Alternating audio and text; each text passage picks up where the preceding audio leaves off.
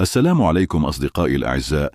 نقدم لكم على السريع الموعد والقنوات الناقلة لمباراة القمة بين المنتخب الوطني المغربي ضد منتخب نيجيريا في الجولة الثانية من دور مجموعات كأس إفريقيا لأقل من 20 سنة. لكن قبل البداية لا تنسوا دعمنا بلايك والاشتراك في الصفحة ليصلكم كل ما هو جديد، وشكرا. وتجرى مباراة الفريقين يوم الأحد 3 ماي 2025 ابتداء من الساعة 7 مساء بتوقيت المغرب، وتنقل المباراة مباشرة على قناة بي آن سبورت 6 بصوت المعلق جواد بادة.